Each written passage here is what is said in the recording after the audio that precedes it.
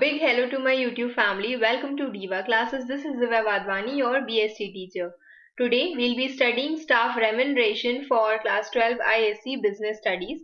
तो सबसे पहले हम लोग जानते हैं कि स्टाफ रेम्यूनरेशन का मतलब क्या होता है. तो staff remuneration means the ways और द सैलरी, जो भी पेमेंट हम एम्प्लॉयज को देते हैं उनके वर्क के लिए, उसको हम लोग रेम्यूनरेशन कंसिडर करते हैं. वट एवर वेजेस और salary they earn in cash और इन काइंड इन कंसिडरेशन, जो भी उन्होंने सर्विस दी है उसको हम लोग रेम्यूनरेशन कहते हैं. ये एक रिवॉर्ड है उनके एफर्ट्स का, that they have put in the organisation. ठीक है, वेजेस इंपॉर्टेंट होती हैं कुछ पर्पसेस के लिए. अब देखो इसमें जितनी भी चीजें I have only taken it as syllabus specific. कुछ अगर नहीं है तो वो आपको नहीं पढ़ना है. बीएसटी का सिलेबस हमने आपको ऑलरेडी टेलीग्राम पर भेज दिया है, you can go and search it there. Wages help करती है to attract, retain and motivate efficient workers को अट्रैक्ट करने के लिए, उनको रोके रखने के लिए कि वो भाग न जाएं, एंड उनको मोटिवेट करने के लिए वेजेस उनको दी जाती है, या जो भी सैलरीज है उनको पे ऑफ किया जाता है. Then wages are given to the factory workers and salaries are given to office workers. They provide a good stimulus to induce workers to make better use of their capacity so that वो ढंग से काम करें, इसीलिए उनको wages और salaries pay off की जाती है. तो इसीलिए means these are the things जो आपको सिर्फ इन जनरल जाननी है. There is nothing much you have to study about it. तो wages जो होती है वो इन कंपनी का जो प्रॉफिट है और उनकी जो कॉम्पिटिटिव स्ट्रेंथ है उसको भी इन्फ्लुएंस करती है. एक हैप्पी एम्प्लॉय आपको अच्छा काम करके देगा, you will give them good money, and because of that good money he will give you good productivity. Okay, तो employer ability of the employer to pay, the demand and supply of labor, productivity, cost of living, remuneration paid in similar organizations, ये सारी चीजें define करती हैं कि इंसान को, person को कितनी रेम्यूनरेशन मिलनी चाहिए. Then most important we will study about the methods of wage payment, कि आपको जो वेज पेमेंट करना होता है वो आप किस बेसिस पे करते हो. तो first is time rate system and second is peace rate system. Time rate system होता है जब आप एक समय के अनुसार करते हो कि 8 आवर्स का आपका टाइम है, एक डे की आपकी जो सैलरी है वो इतनी है और उसके अकॉर्डिंग हम 30 डेज की सैलरी कैलकुलेट कर लेंगे. पीस रेट होता है जब आप प्रोडक्ट के अकॉर्डिंग करते हो कि अच्छा तुमने 10 यूनिट बनाया है तो हम तुमको 10 यूनिट का पेमेंट देंगे. ओके, तो सबसे पहले हम लोग पढ़ते हैं टाइम रेट. इसमें you have to study about the meaning, advantages, disadvantages and suitability, और दोनों के बीच में टाइम और पीस रेट का डिफरेंस भी आपको पढ़ना है. तो सबसे पहला आता है टाइम रेट सिस्टम, जिसमें जो वेजेस होती है these are linked with the time spent by workers on the job. Job में वर्कर्स कितना समय स्पेंड कर रहा है ये उससे रिलेटेड होती है. Workers are paid a predetermined amount each hour, day, week, month, irrespective of their output.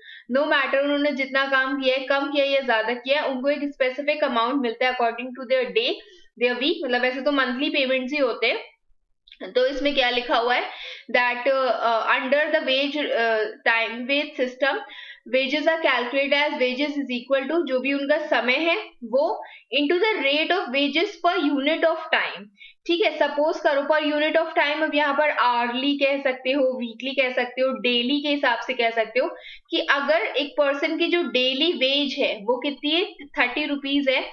If he works for 25 days in a month, तो 25 डेज के बाद उसका जो पेमेंट बन जाएगा वो इतना बन जाएगा. अब आपको संडे इंक्लूड करना है. If you are a good employer तो you can include the Sundays as well. Okay, फिर दूसरा इसमें बोला गया है दैट मेरिट्स. अब बोले गए इसके क्या क्या मेरिट्स होते हैं. तो सबसे पहला है दिस इज सिंपल. सिंप्लिसिटी होती है, इजिली अंडरस्टैंडेबल होता है, हर वर्कर कैन इजिली कैलकुलेट जो भी अमाउंट है उसका, मतलब जो सैलरीज होती है वो इसी बेसिस पर ही पे ऑफ की जाती है. पीस रेट सैलरीज में यूजुअली नहीं होता है. देन जो भी वर्कर्स होते हैं they can calculate the amount of wages payable by multiplying जो भी टाइम उन्होंने स्पेंड किया है. तो ये बहुत आसान सा तरीका होता है समझने के लिए. There is sense of security, person को ये पता चलता है कि क्योंकि उनको एक रेगुलर है स्टेबल इनकम मिल रही है, ये वाला जो पॉइंट है इसको अंडरलाइन कर सकते हो कि उनको क्योंकि एक रेगुलर और स्टेबल और इनकम मिल रही है, तो in case of temporary sickness और इंजरी जो है वो उनको अफेक्ट नहीं करती है। मान लो बीच में किसी दिन, अब पीस रेट सिस्टम में क्या सीन होता है कि अगर उन्होंने एक दिन प्रोडक्शन नहीं किया है तो उनको उसका पैसा नहीं मिलेगा, लेकिन अगर बीच में यहाँ पर वो किसी एक दिन हॉलीडे ले लेते हैं तो भी स्टिल उनका वो एक दिन का पैसा जाएगा, बट उनको ओवरऑल बहुत ज्यादा नुकसान नहीं होगा। वर्कर्स नो इन एडवांस कि उनकी जो वेजेस हैं वो इस पीरियड तक उनको मिल जाएंगी, तो वो जो अपना बजट है उसको अकॉर्डिंगली एक्सपेंडिचर मतलब प्लान कर सकते हैं। फिर वेस्टेज कम होता है, less wastage of material, tools और मशीनरी होता है, कम एक्सीडेंट्स होते हैं। वर्कर्स जो होते हैं वो हर चीज के लिए बहुत ज्यादा स्पीड अप नहीं करते हैं कि हम ज्यादा प्रोड्यूस करेंगे तो हमें ज्यादा पैसा मिलेगा, तो इसीलिए वो बहुत ज्यादा रफ हैंडलिंग नहीं होती है इसमें मशीनरी की भी even. Then there is higher quality of work, क्योंकि वहां पर क्वांटिटी पे बहुत ज्यादा फोकस नहीं किया जाता है कि हमको जल्दी जल्दी बहुत सारा काम करना है, तो इसीलिए वर्कर्स जो है वो अपनी क्राफ्ट्समैनशिप, अपनी स्किल अच्छी दिखाते हैं और इससे क्वालिटी ऑफ आउटपुट जो होता है वो भी इंक्रीज हो जाता है। Then acceptance by trade unions, जो ट्रेड यूनियंस होती है वो भी, अब ये भी एक क्वेश्चन आपसे पूछा जा सकता है, इवन ये शायद प्रीवियस ईयर पेपर्स में या फिर पीवाईपीज में, सॉरी स्पेसिमेन पेपर्स या फिर प्रीवियस ईयर पेपर्स में एक क्वेश्चन पूछा भी गया है कि ट्रेड यूनियन कौन से सिस्टम को एक्सेप्ट करते हैं या उनको मानते हैं, तो वो टाइम रेट सिस्टम को मानते हैं, क्योंकि ये वर्कर्स की यूनिटी बना करके रखता है। वर्कर्स पर्टिकुलर ग्रुप के जो होते हैं उनको इक्वल वेजेस मिलती है, कोई डिस्टिंक्शन नहीं होता है उनके एफिशिएंसी और इनएफिशिएंसी के बेसिस पर। बट अगर पीस रेट की बात की जाए तो ऑब्वियसली वहां पर जो एम्प्लॉइज है वो जो ज्यादा जल्दी काम करेगा उसको ज्यादा, जो ज्यादा काम करेगा उसको ज्यादा पैसा मिलता है। एनकरेजमेंट टू बिगनर्स होती है, टाइम मतलब ये जो सिस्टम है this is helpful for new workers, क्योंकि अभी उनको जो है समय को समझना है और वो ये नहीं चाहते कि उनके जो भी पेमेंट है उसमें किसी भी तरह से रिडक्शन हो, तो इसीलिए वो चीजों को समझना चाहते हैं पहले और इसी के लिए ये उनके लिए अच्छी चीज होती है। और in case the system is also appropriate to modern technology जिसमें workers have little control over the rate of output, और जहां पर उनको मशीनरी ऐसी ही मिलती है जहां पर उनका कंट्रोल कम है आउटपुट पर, तो वहां पर they have to time rate system is even better. फिर दिया हुआ है कि अब इनके डीमेरिट्स क्या कहते हैं, डीमेरिट्स कहते हैं प्रीमियम ऑन इनएफिशिएंसी, मतलब जो भी एफिशिएंट और इनएफिशिएंट पर्सन है हम उसको बिल्कुल भी डिसाइड नहीं कर सकते। इनएफिशिएंट वर्कर्स को भी पैसा मिल रहा है, एफिशिएंट वर्कर्स को भी पैसा मिल रहा होता है, तो इसीलिए डिफिकल्ट हो जाता है साउंड प्रमोशन डिसीजंस लेने के लिए कि हम किसको प्रमोट करें किसको ना करें। इंसेंटिव नहीं मिलता है, आप काम करोगे then also you will get salary, काम नहीं करोगे then also you are getting salary. तो जितने भी एम्बिशियस और हार्ड वर्किंग एम्प्लॉयज होते हैं उनको they do not get more wages, therefore they begin to restrict their output to the level जो कि नेसेसरी है उनको जॉब्स करने के लिए, मतलब वो सिर्फ उतना काम करते हैं कि ठीक है अच्छा हमने इतना कर लिया बहुत है, क्योंकि जो काम कम काम कर रहा है उसको भी उतना ही पेमेंट मिल रहा है, तो एफर्ट और रिवॉर्ड का कोई भी डायरेक्ट रिलेशनशिप नहीं होता कि अगर मैं किसी चीज पर बहुत इनिशिएटिव ले रहा हूँ तो मुझे काम तो ज्यादा मिल रहा है लेकिन मुझे उसका रिवॉर्ड नहीं मिल रहा है, इसलिए उनका एंथुजियाज्म और उनका मोरल जो है वो डाउन हो जाता है। Then supervision, in order to ensure कि जो वर्कर्स हैं वो समय ना वेस्ट कर रहे हो, सुपरविजन वहां पर जरूरी हो जाता है, अब इसके लिए कॉस्ट ऑफ सुपरविजन भी जाता है। Then there is uncertain labour cost या फिर the wage bill is almost fixed while the quantity of output fluctuates from one time period to another, कि पेमेंट तो आपकी फिक्स है but sometimes you produce more you produce less, तो it becomes very difficult कि आपको accurately बताया जा सके कि लेबर कॉस्ट पर यूनिट उस टाइम पर क्या है। And then comes the time rate system suitable कहाँ पर है, 2-3 पॉइंट्स भी इसके पढ़ोगे चलेगा, लेकिन हो सकता है कि ये भी क्वेश्चंस आपसे एमसीक्यूज में पूछ लिए जाएं कि बताओ जहां पर quality is matters a lot than quantity, तो वो कौन सा काइंड ऑफ सिस्टम होता है, वेज पेमेंट सिस्टम होता है, that is time rate system. वही चीज यहाँ पर लिखी जहां पर क्वालिटी पर ज्यादा ध्यान दिया जाता है, क्वांटिटी पर कम ध्यान दिया जाता है।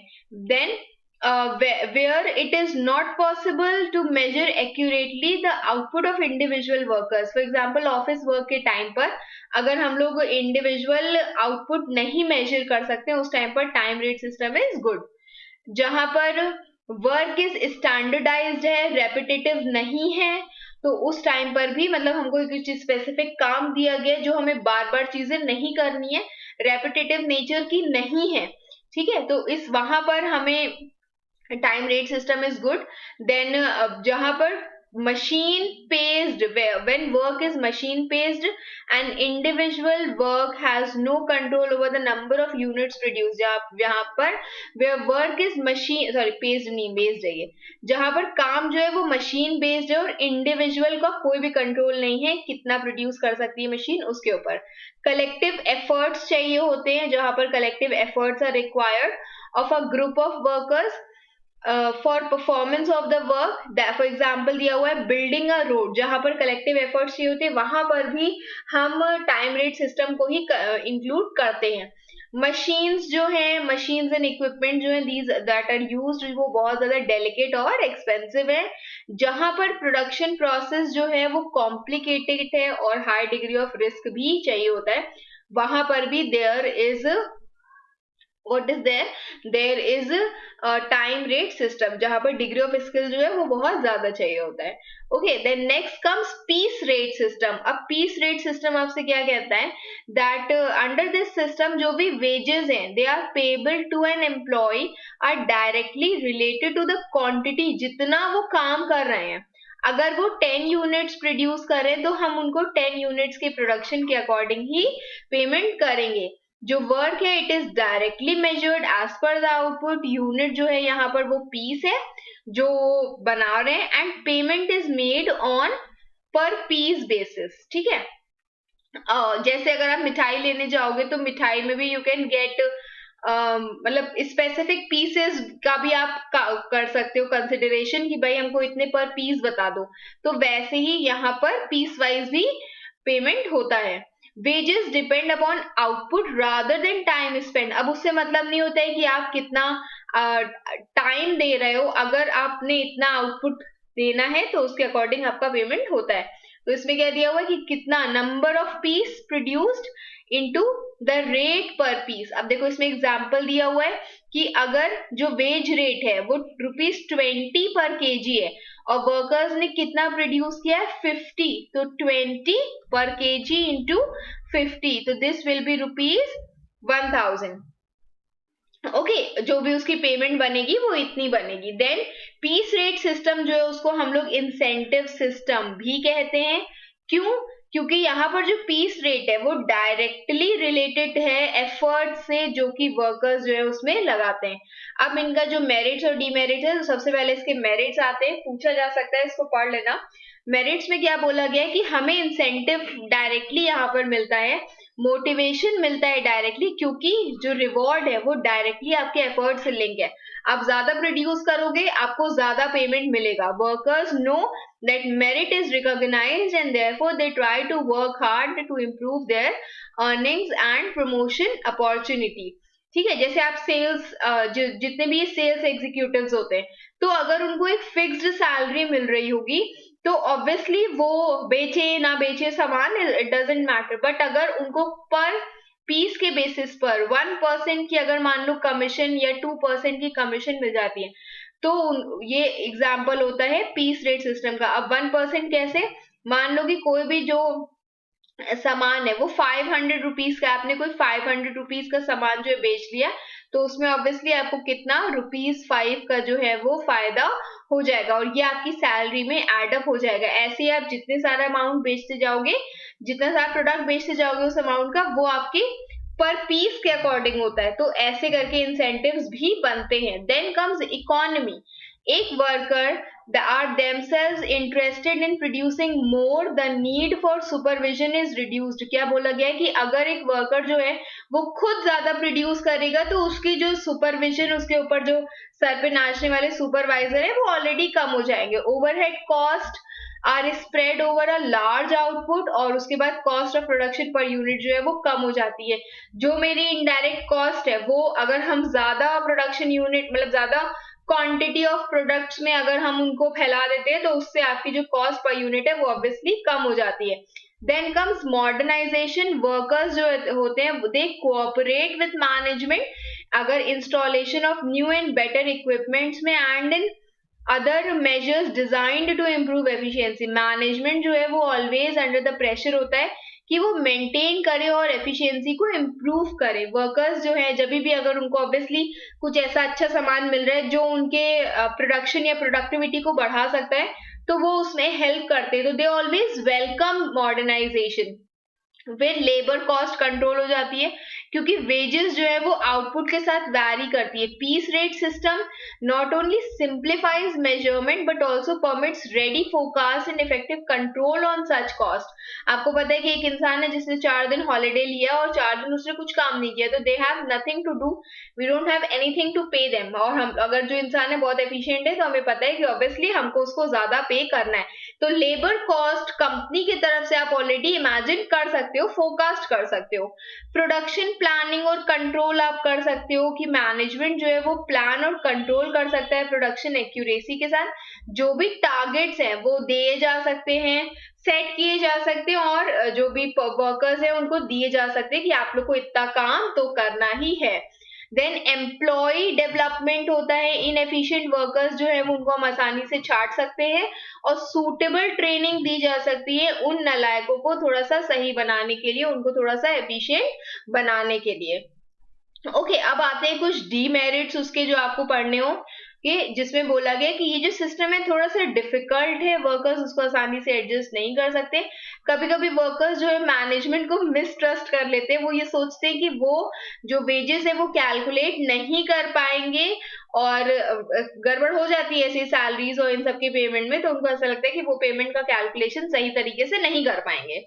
इनसिक्योरिटी होती है, मिनिमम वेजेस नहीं मिलती है। अगर इंसान मान लो किसी टाइम पीरियड पे उसका एक्सीडेंट हो जाता है या उसको कुछ भी नहीं मिला या किसी भी रीजन से वो फीवर था, कुछ भी था, वो एब्सेंट हो गया है, तो टेम्पररी कॉजेज जो है उनकी अर्निंग्स जो है वो बहुत ज्यादा अफेक्ट कर देते हैं। वेजेस जो है वो फ्लक्चुएट हो जाती है और वर्कर्स का जो बजटेड जो उनका प्लान्ड एक्सपेंडिचर या बजट है वो बिल्कुल ही हिल जाता है। Beginners can earn well due to cannot, और बिगनर्स जो है उनको तो बिल्कुल ही अच्छे से नहीं पा सकते हैं money because of these uncertainties. फिर डिक्लाइन इन क्वालिटी, अगर हमें पता है कि हमें 50 यूनिट्स एक ही दिन में बनानी है तो हम उस चीज को बहुत जल्दी जल्दी करने की कोशिश करते हैं कि भाई मेरा जो पेमेंट है वेज है वो आज का बन जाए। और इसके कारण क्या होता है, they try to maximize the output, the system that it results in substandard products। भले ही क्लोज सुपरविजन हो बट फिर भी जो प्रोडक्ट्स है वो सब स्टैंडर्ड के हो जाते हैं, अच्छे स्टैंडर्ड के नहीं होते। In case you have to, since this is the time of Diwali, तो इफ इन केस आप अपने घर पे भी व्हाइट वॉशिंग करा रहे होगे तो जिन लोगों को आप कॉन्ट्रैक्ट बेसिस पे रख रहे हो तो उनका भी आप काम देखोगे कि वो बस जल्दी जल्दी काम खत्म करके काम निपटाना जानते हैं। तो this is how the things work in real life as well as in the theoretical part as well. फिर लिखा हुआ है हार्मफुल टू वर्कर्स। अब वर्कर्स के लिए in order to maximise their earnings, workers जो है वो ओवर वर्क करते हैं, ओवर स्ट्रेन, अपने को बहुत ज्यादा स्ट्रेस में डाल देते हैं। सच स्पीडिंग जो है उनकी हेल्थ भी अफेक्ट कर देती है। Then there are number of accidents, nervous breakdown होता है जिसके कारण उनकी एफिशिएंसी भी रिड्यूस हो जाती है। Then comes wastage of resources. Wastage of resources क्या कहता है कि in a hurry to produce, workers जो है वो रफ यूज करते हैं मटेरियल का जिसके कारण केयरलेस हैंडलिंग के कारण स्पॉइलेज ऑफ मटेरियल और वियर एंड टियर भी मशीनरी का खराब हो जाता है, मतलब कि मशीनरी जो है वो उसको नुकसान पहुंच जाता है। हायर ओवरहेड्स, इससे क्या होता है, यहाँ पर क्या लिखा हुआ है कि दिस इज वेरी एक्सपेंसिव, कि आप जो भी आप मतलब जो भी सामान है उसको आप डिजाइन कर सको, इंस्टॉल कर सको, मेंटेन कर सको, तो इसके लिए time and motion studies are needed to fix appropriate piece rates, detailed records of output of every worker have, it becomes necessary to standardize materials, tools, working conditions। मतलब यहाँ पर क्या होता है, जस्ट बिकॉज कि उनको बहुत ज्यादा यहाँ पर वर्कर्स को आउटपुट प्रोड्यूस करना है तो उसके लिए, और आपको एक डिटेल रिकॉर्ड रखना है कि उन्होंने कितना कितना प्रोड्यूस किया, तो उसके लिए आपके पास अच्छे मटेरियल होना चाहिए, टूल्स होने चाहिए, वर्किंग कंडीशंस होने चाहिए, इंस्पेक्टर्स आप अपॉइंट करोगे ये देखने के लिए कि कम से कम मिनिमम स्टैंडर्ड्स ऑफ क्वालिटी भी हो रही है कि नहीं हो रही है, और इसके कारण जो है ओवरहेड कॉस्ट भी बहुत ज्यादा हो जाती है। Then this is oppose, this is not acknowledged by trade unions, but वो उनको नहीं पसंद करते, क्योंकि यहाँ पर वर्कर्स के बीच जो सॉलिडारिटी या फिर जो एकता है वो खत्म हो जाती है, जेलसी हो जाती है एफिशिएंट और इनएफिशिएंट वर्कर्स में, फ्रिक्शन लेकर के आ जाते हैं अमंग एम्प्लॉयर्स, डिस्प्यूट अराइज होती है due to determination of standard work and piece rate. जो एम्प्लॉयर है may cut the rate per unit when he finds कि वर्कर्स जो है वो he is earning more than on an average, मतलब वो क्या कर सकते हैं, वो रेट कटिंग कर सकते हैं ये सोच करके कि जो पर्सन है अरे ये तो बहुत एफिशिएंट है, हमको इसको बहुत पैसा देना पड़ रहा है, तो वो एक लेवल के बाद उसकी रेट कटिंग शुरू कर देते हैं, और इसके कारण जो इंसेंटिव टू वर्क हार्ड है वो भी खत्म हो जाता है, और इसके कारण देयर अराइजेस फ्रिक्शन, लड़ाई झगड़ा भी शुरू हो जाता है। ओके अब दिया हुआ है suitability of peace rate system, जिसमें लिखा गया कि ये जो है ये बिगनर्स और एवरेज वर्कर्स के लिए नहीं होता है, और वर्क जहां पर वर्क जो है नॉन स्टैंडर्डाइज्ड है उसके लिए भी, where work is non standardised और वेयर डिलेज और इंटरप्शन जो है वो होने ही है, वहां पर भी चीजें नहीं होती हैं। पीस रेट सिस्टम जो है वो सेल्फ प्रूफ सेल्फ डिफीटिंग, जहां पर वर्कर्स डू नॉट हैव, जब उनके पास कंट्रोल इफेक्टिव कंट्रोल नहीं है on the volume of their output, तभी भी उनको ये चीजें सूटेबल नहीं, ये वाला वेज रेट सिस्टम सूटेबल नहीं होता है।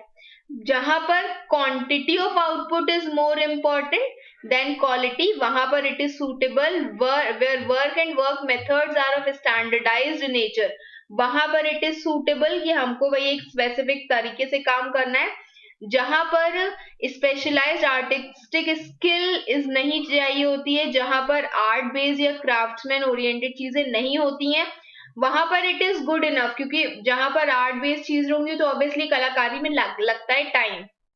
ओके जहां पर output is the direct result of the quantum of effort put in by workers, कि जितना वो एफर्ट्स लगा रहे उन्हीं के बेसिस पर हम लोग इसको तय करते हैं, तो ये इसमें ही आते हैं।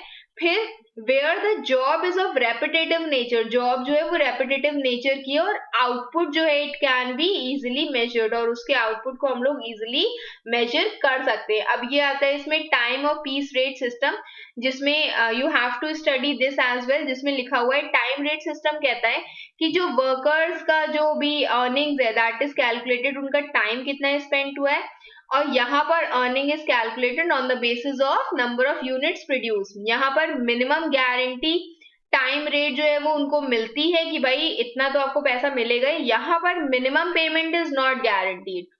Under time rate system remunerations जो है वो प्रोडक्टिविटी से लिंक्ड नहीं होते, यहाँ पर रेम्यूनरेशंस प्रोडक्टिविटी से लिंक्ड होते हैं। फिर under this system emphasis is on high quality of work, और यहाँ पर क्वालिटी पर ज्यादा कंसिडरेशन नहीं होता है। फिर under this time rate system strict supervision चाहिए होता है, और यहाँ पर स्ट्रिक्ट सुपरविजन रिक्वायर्ड नहीं होता है। दिस मेथड में lead to trade unions to support it, this is important, और यहाँ पर support is not that much, मतलब आर्ग्स या फिर वो कोऑपरेट नहीं करते। यहाँ पर आइडल टाइम बहुत ज्यादा अराइज होता है, यहाँ पर आइडल टाइम जो है नहीं अराइज होता है। ओके तो this is all for today. अब वेज रिकॉर्ड्स हम लोग अपने सेकेंड पार्ट में करेंगे, नहीं तो फिर ये बहुत बड़ा 1.5 घंटे का वीडियो बन जाता है and you people are troubled. तो this will be in the next part. Till then keep preparing for your exams, do watch the video and do share it with your friends as well. In case कोई भी आपको problem है या there is some doubt, you can do mention it in the comment box. Keep preparing for your exams. Best wishes. Thank you.